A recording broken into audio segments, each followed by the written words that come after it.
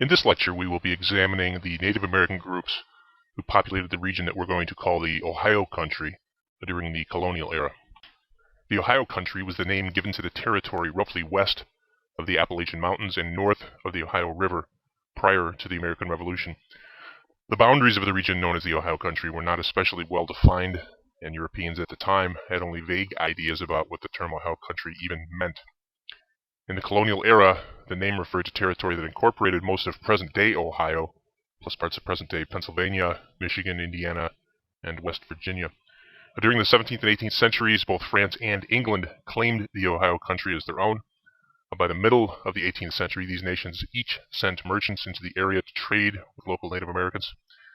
And the commercial conflict between France and England gradually became a serious political conflict that occasionally boiled over into violent military confrontations. The French developed trade alliances with the Huron peoples in regions such as present-day Ontario and Michigan. Huron tribes in turn supplied beaver pelts to the French traders in exchange for goods that they desired. Seeking to profit from the lucrative beaver pelt trade, Dutch and British agents also moved into the New York region and parts of modern-day Ontario and Quebec, seeking trade.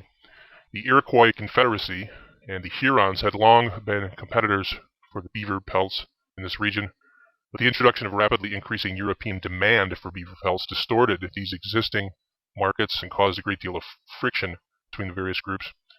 The Iroquois are sometimes referred to as the Six Nations due to the alliance of these six peoples in the Confederacy. You might be asking yourself why beaver pelts would trigger large-scale warfare and such vast economic competition.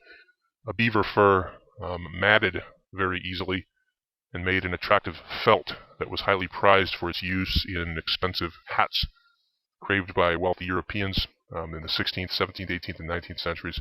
Europeans also used beaver fur to make very fashionable winter coats, and the natural oils of the beaver added a level of waterproofing to the fur. By the 19th century, the demand for beaver pelts in Europe was so great that it nearly caused the extinction of beaver in North America. The Iroquois, as we indicated, moved into the fur trade. This led to violent conflict with peoples such as the Huron and the Erie. The introduction of European diseases then took a very heavy toll on the Hurons, who were also known at the time as the Wendat, W-E-N-D-A-T, as they came into contact with diseases such as smallpox quite a few decades after the Iroquois did. The Iroquois then took over the fur trade in the eastern half of the United States, and regions such as Ontario and the Ohio Country became something like a private hunting reserve of the Iroquois. They'd been largely depopulated of the people who had lived there for hundreds or perhaps thousands of years. The competition in the fur trade also led to conflict between the Dutch and the British, who, as we mentioned, competed over the fur trade with the Iroquois. As a result, the Iroquois Confederacy dominated the Ohio Country region by 1680, and Iroquois allied groups began to occupy or make use of much of central and eastern Ohio Country. The map on this slide depicts the major migrations of Native American groups as a result of the Iroquois disruptions in the period of the Beaver Wars from approximately 1640 to 1670. The Great Lakes, to help you get bearing, are on the left-hand side, left lower corner of this map. You can see the great disruptions these wars caused to many of the people who lived in Ontario, Michigan, and the Ohio Country. The Covenant Chain was a series of alliances and treaties between the Iroquois Confederacy, the British, and a few other regional Native American groups. The various treaties were signed between 1676 and 1692. There was some dispute as to the exact nature of the relationship between the British and the Iroquois as a result of these treaties. The British believed this treaty made the Iroquois something of a subordinate people, but the Iroquois disagreed. In the negotiations to a 1692 treaty, Iroquois leaders asserted the following statement: "You say that you are our father and that I am your son. We will not be like father and son, but like brothers." So the Iroquois asserting that they were equals with the British. The Iroquois believed, as a result of this treaty, the British owed them, their brothers, military protection from the French. The British, however, believed this was not a binding military treaty, but more like a mutual aid treaty or a friendship agreement. The British, of course, had a legal system in which contracts could be drawn up and modified or even canceled with the use of lawyers and courts. The Iroquois, though, believed that a contract once negotiated was binding forever, that you couldn't go back and sort of renegotiate the terms. These cultural misunderstandings led to later issues of mistrust and accusations of treaty violations on both sides. The image on this slide is the treaty that brought an official end to the so-called Beaver Wars. This is a document that has become known as the Great Peace of Montreal. It was mediated by the French. However, the French, we should note again, had a great deal of commercial and financial matters at stake, so it's understandable that they would like peace so they could profit from the beaver trade and other trade goods. The drawings on the treaty are pictographic signatures of chiefs who represented various Native American groups at the time. This image is a close-up of some of the pictographs used as signatures. Below the images are French captions indicating the tribe that each signatory represented. The Great Peace of Montreal brought an end to the major hostilities for a few decades, and the French established much stronger relations with many Native American peoples in the Ohio Country than the British were able to do. We will examine the nature of French trade relationships in the Ohio Country a little later in this course. The demographics of the Ohio Country, as depicted in this map of 18th century Ohio Country, were markedly different from the centuries prior to contact with Europeans. New groups appeared, some older groups merged with some of the newcomers, and in a few cases, new ethnic identities formed. This map shows the relative location of most of the major Native American groups in the Ohio Country in the 18th century, after the chaos of the Beaver Wars had settled.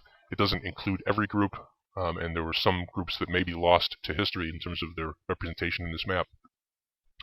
In addition to the problem of the limited number of written records that have survived from the time, another problem in identifying locations of Native groups involves the issue of self-description, or what we sometimes call identity politics. At different times, groups might identify in different ways as it suited them.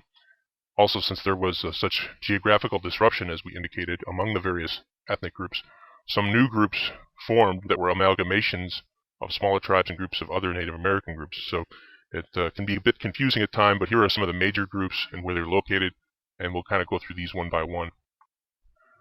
The Shawnee were an Algonquian-speaking people. The Shawnee, however, differed from many other Algonquian peoples by permitting the women of the tribes to participate in council deliberations, so they had something of a political presence. The Shawnee may be descendants of Fort Ancient culture, though some archaeologists dispute this. They appear to have moved into the Ohio Country after conflicts with the Iroquois. After the Beaver Wars, the Iroquois claimed the Ohio Country as as their own sort of hunting preserve. They regarded the Shawnee and the Delaware, who we'll get to in a moment, as dependent tribes, which did not sit well with the Shawnee and Delaware, as we will see in this course. Many of them were in Pennsylvania for a long period of time, but the death of William Penn meant an end to peaceful relations between the Shawnee and English in Pennsylvania, and the Pennsylvania colonial officials granted the Iroquois dominance over the Shawnee, which of course is meddling sort of in Native American affairs. In the 1750s, the Shawnee began migrating to the area near the Scioto River, which begins in kind of west-central Ohio, goes through present-day Columbus, and then empties into the Ohio River about 100 miles or so east of present-day Cincinnati. Pictured on this slide is Hokulesqua, who was known to the British as Cornstalk.